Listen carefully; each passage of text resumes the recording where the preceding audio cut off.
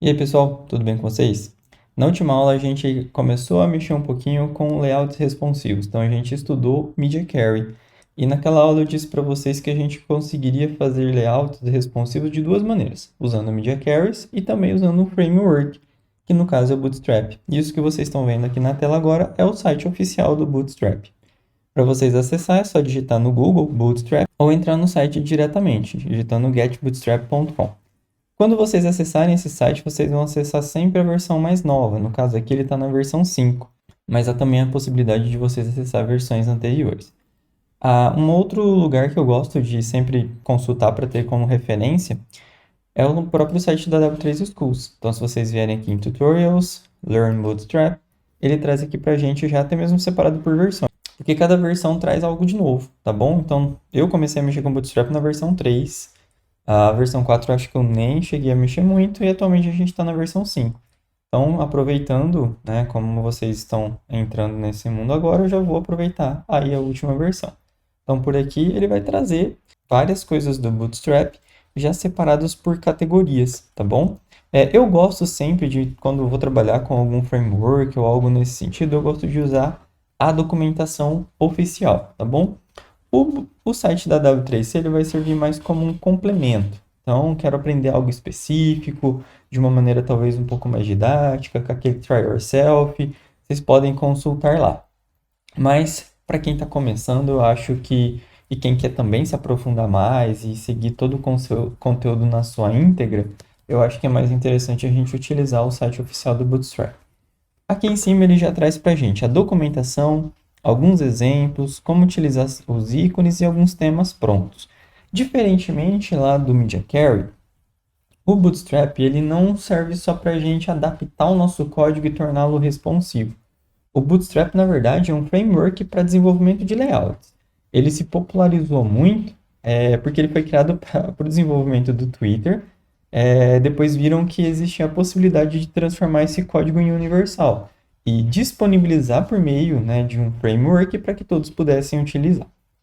Bom, quando a gente utilizou o Media Query, uma grande diferença que a gente tem aqui do Bootstrap é que a gente tinha o nosso conteúdo CSS, a gente construiu todas as nossas classes CSS e depois a gente construiu novas classes CSS para outros tipos de tela. No caso, o Bootstrap ele já traz todas essas classes prontas para o tamanho, para a dimensão que a gente quiser. E o Bootstrap é mais interessante para que a gente construa do zero um site usando o Bootstrap. Juntar os dois eu acredito que não é tão interessante.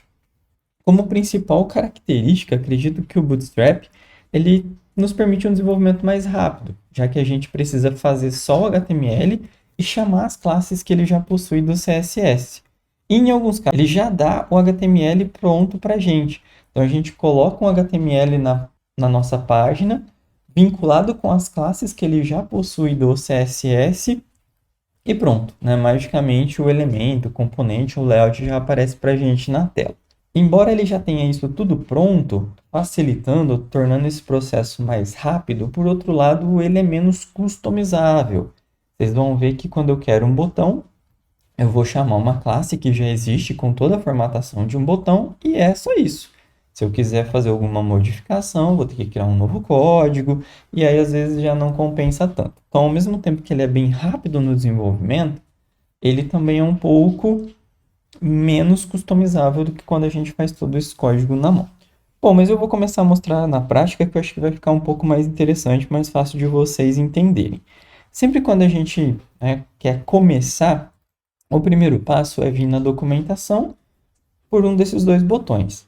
Na versão 4, 3 e as anteriores do Bootstrap, inclusive tem um botão, né, Get Started, para você começar a entender, ou aprender, a estudar o Bootstrap. Nesse caso aqui, a gente pode vir aqui em ler a documentação, que na verdade ele traz a gente para uma página de Get Started. Então aqui basicamente ele está falando como a gente deveria usar, ou como a gente deve começar um projeto usando o Bootstrap. A documentação está toda em inglês, eu vou seguir em inglês, mas quem quiser pode usar aí o tradutor do navegador para traduzir isso para português.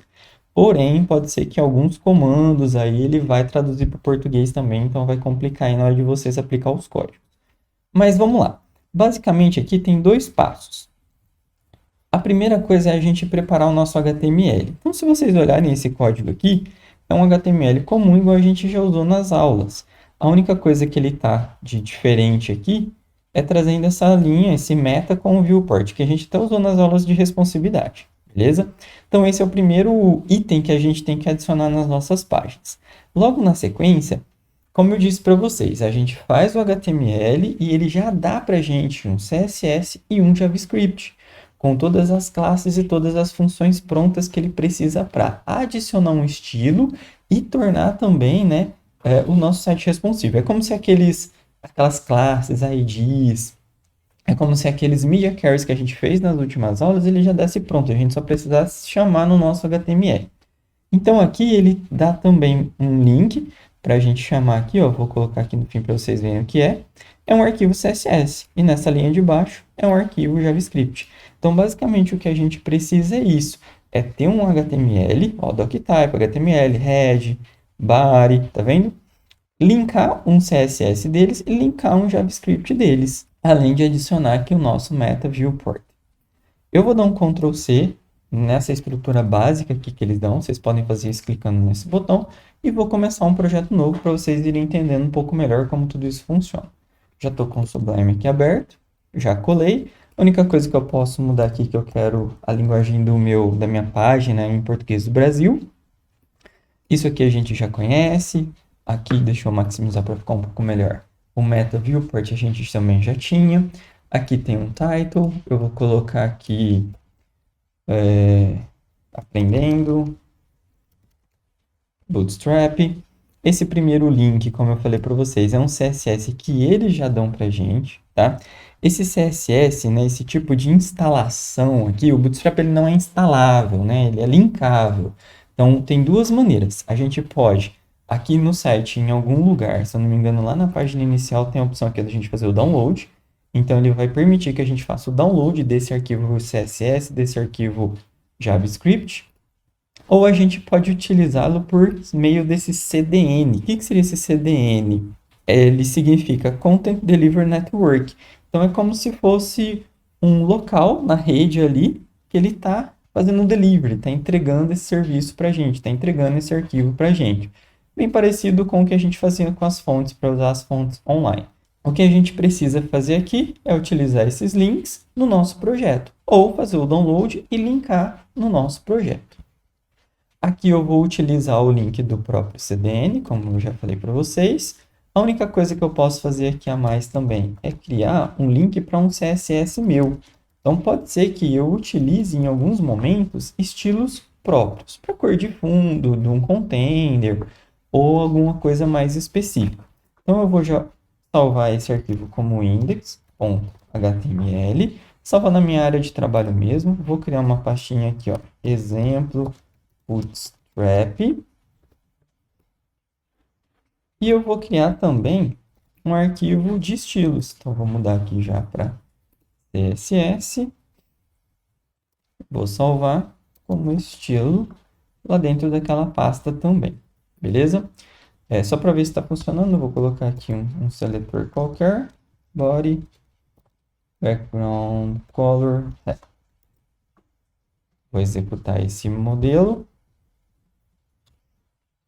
Perfeito, já funcionou. O background color do meu CSS foi aplicado. Se vocês prestarem atenção, esse Hello World está diferente. Ele não está em Times New Roman, aquela fonte que a gente costuma ver sempre. Por que isso acontece? Porque ele já está aplicando alguns estilos desse arquivo aqui. Então, nesse arquivo Bootstrap min CSS, ele já modificou a fonte. Então, ele já usa uma fonte um pouco mais moderna. Qual é essa fonte? A gente pode encontrar mais informações acerca disso na própria documentação lá do Bootstrap. Então, a única coisa que ele coloca aqui para a gente é um Hello World. Ele já linka também aqui para a gente um arquivo JavaScript. Tá?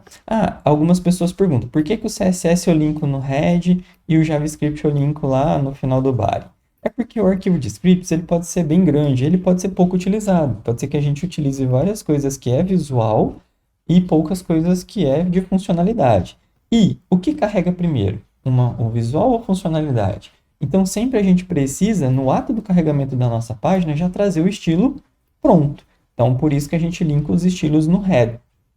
Aqui dentro desse arquivo de scripts, a gente tem scripts que vão ser chamados depois de uma ação, de um botão ou de alguma coisa aqui do HTML. Então, ele vem, chama essa função e retorna o valor. Então, é por isso que ele é carregado só no fim, tá? Como o HTML é um arquivo interpretado, ele vai abrindo, carregando os estilos, os scripts, conforme a linha que eles foram colocados.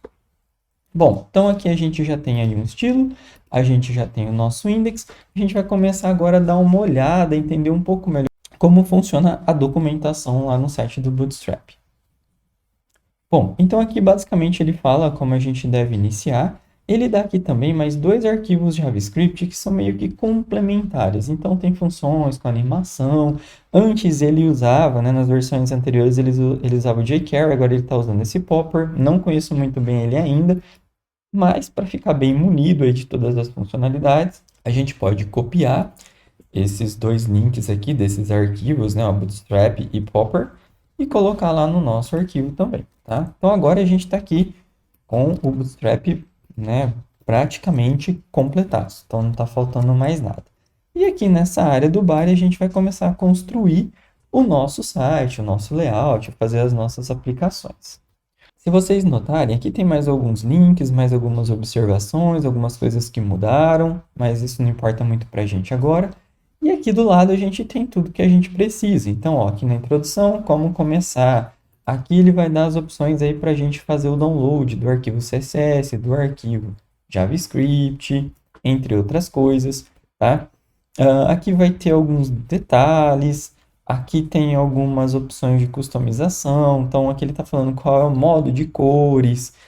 Enfim, então tem muita coisa que é legal vocês irem dando uma olhada aí com calma, para ir entendendo um pouco como tudo funciona.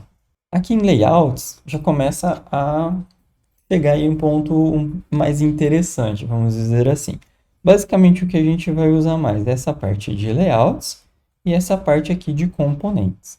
Basicamente, a gente tem várias maneiras de trabalhar com o Bootstrap. A gente pode começar do zero, a gente pode ir fazendo o nosso HTML e só puxando as classes, as formatações daquele arquivo CSS que a gente importou.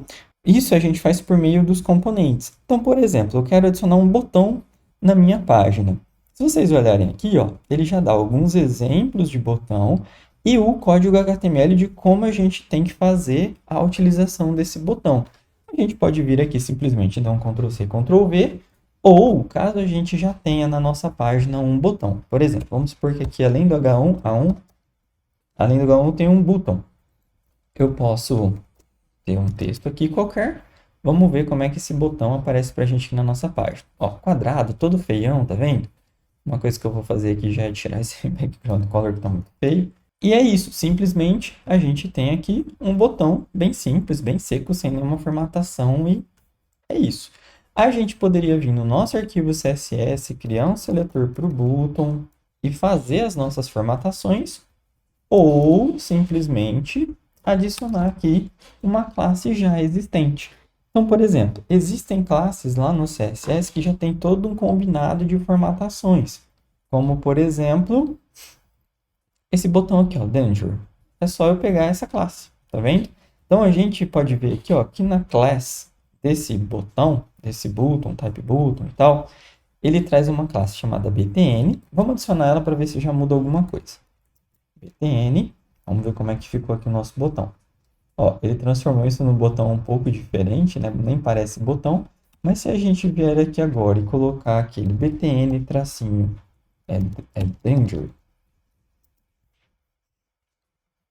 Olha lá, o botão agora ele já assume um novo estilo CSS, contendo toda uma formatação visual, que é muito parecida com essa. Então, se eu quiser um desses estilos aqui de botão, basta eu vir aqui, copiar a sua classe, tá? E jogar aqui no meu código HTML. Pronto, ele ficou com aquelas formatações visuais. Então, essa é uma das maneiras da gente trabalhar com o Bootstrap. A gente precisa linkar os arquivos que estão hospedados online, né? Linka os arquivos no nosso projeto e vai chamando as classes. Ao invés da gente vir aqui e criar uma classe btn com algumas formatações, a gente já chama isso não do nosso arquivo. A gente chama isso do arquivo do Bootstrap, beleza? Bom, na próxima aula eu venho com mais alguns exemplos e mais alguns detalhes aqui para a gente continuar entendendo e aprendendo os comandos do Bootstrap.